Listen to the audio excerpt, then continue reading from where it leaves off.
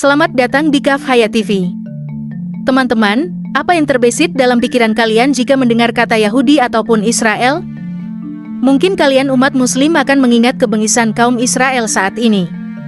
Mungkin kalian akan merasa sedih karena teringat perjuangan saudara kita di Palestina bertahan dari gempuran Israel. Dalam kesempatan kali ini, Kaf Hayat akan membahas sejarah panjang bangsa Yahudi sampai wafatnya Nabi Sulaiman. Penasaran? Mari kita bahas sejarah.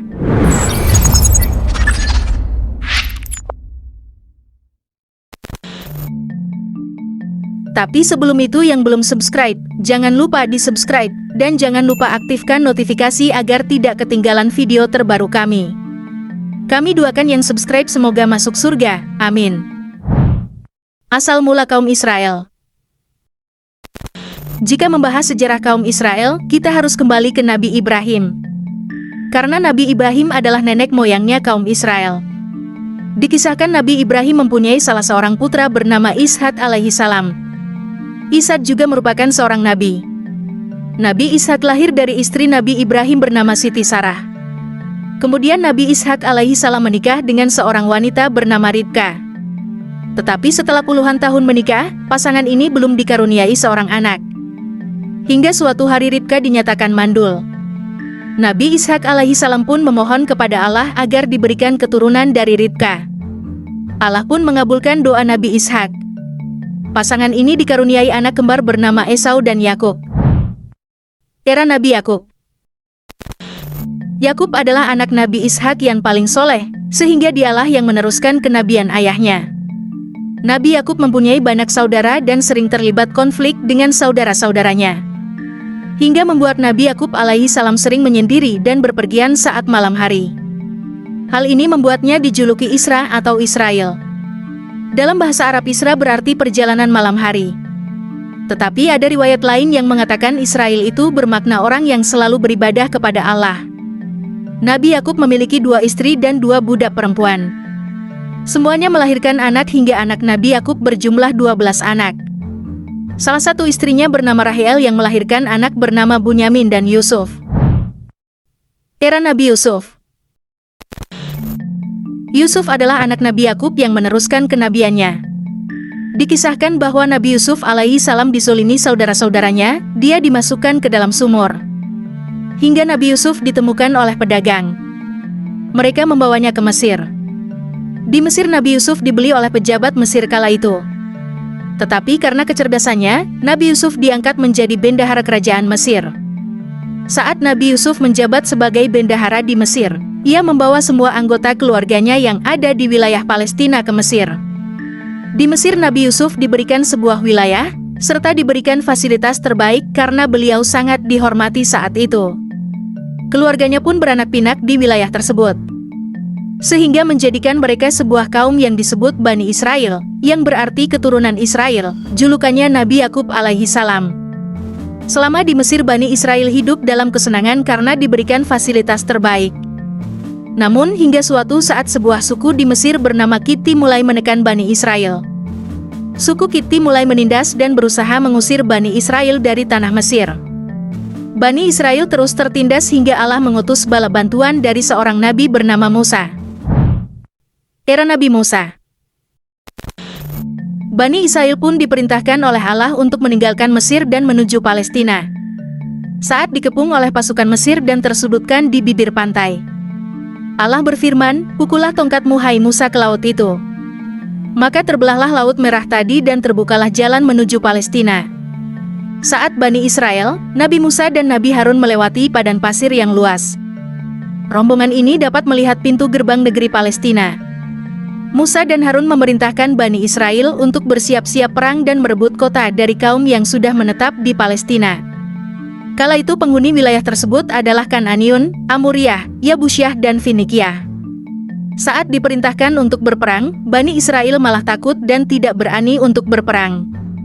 Mereka malah lebih memilih menunggu saja hingga 4 kaum tersebut keluar sendiri baru kemudian Bani Israel masuk ke dalam kota. Musa dan Harun tetap memerintahkan Bani Israel untuk berperang karena ini adalah perintah Allah. Nabi Musa juga menyampaikan kabar baik jikalau mereka menyerang saat ini, Allah menjanjikan kemenangan. Tetapi Bani Israel malah membalasnya, "Engkau saja dan Harun berperang bersama Tuhanmu, kami duduk-duduk saja di sini." Nabi Musa pun berdoa kepada Allah, "Wahai Tuhanku, aku tidak memiliki seorang pun kecuali saudaraku Harun, maka pisahkan kami dengan orang-orang yang fasik." Allah pun mengirimkan kabut yang menyelimuti seluruh wilayah tersebut, membuat jarak pandang menjadi terbatas. Bani Israel pun tak bisa kemana-mana karena kabut ini. Nabi Musa dan Harun tetap pergi ke kota itu. Tetapi Allah mewafatkan mereka berdua sebelum sampai ke sana. Setelah Nabi Musa dan Harun wafat, Allah mengangkat seorang nabi bernama Yusha untuk menggantikan tugas mereka berdua. Era Nabi Yusha. Yusha bin Nun adalah teman pendamping Nabi Musa. Yusha berhasil membawa Bani Israel merebut wilayah tersebut dengan memenangkan perang. Akhirnya kota tersebut ditempati oleh Bani Israel dengan dipimpin oleh seorang nabi bernama Yusha.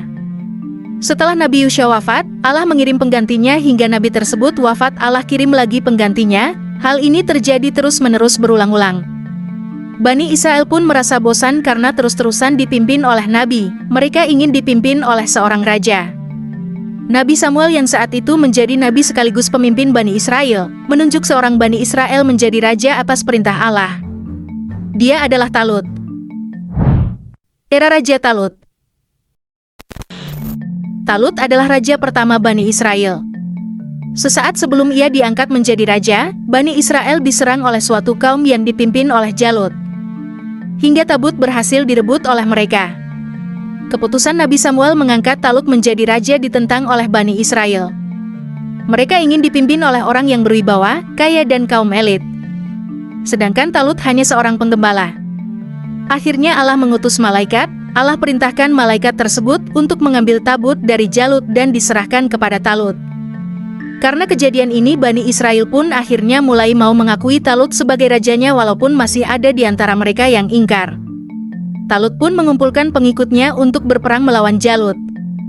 Tetapi saat sudah berhadapan dengan Jalut, banyak di antara kaum Talut yang mundur dan pulang karena mereka takut oleh badan kaum Jalut yang besar serta pasukan mereka yang sangat banyak. Raja Talut pun membuat sayembara yang berbunyi, "Siapa yang bisa membunuh pemimpin kaum Jalut, maka akan kunikahkan dia dengan putriku dan akan meneruskanku sebagai raja." Banyak kaum Bani Israel malah pulang karena berpikir mustahil untuk melakukannya. Akhirnya ada seorang anak muda yang maju ke depan melempar tombaknya mengenai Raja Jalut hingga tewas. Dia bernama Daud yang nantinya menjadi raja dan nabi Bani Israel. Daud pun dinikahkan dengan putri Raja Talut dan menjadi raja sepeninggal Raja Talut. Singkat cerita, sepeninggal Raja Daud muncullah seorang nabi dan raja Bani Israel yang merupakan raja dari manusia, jin, hewan dan tumbuhan. Dia bernama Raja Sulaiman. Era Nabi Sulaiman. Nabi Sulaiman bisa berbicara dengan hewan, tumbuhan hingga jin. Banyak bangunan di kala itu dibangun dengan bantuan jin. Saat Nabi Sulaiman wafat di kursi singgasananya, tidak ada yang mengetahui beliau sudah wafat hingga tongkatnya jatuh karena dimakan rayap. Dikatakan bahwa di zaman Nabi Sulaiman dibangunlah Haikal Sulaiman. Sepeninggal Nabi Sulaiman, negeri Bani Israel diserang oleh raja bernama Bukhtunasar. Pasukan ini menghancurkan kota hingga Haikal Sulaiman pun hancur. Teman-teman Kafhaya, itulah kisah Bani Israel. Semoga dari kisah tersebut kita dapat mengambil hikmahnya.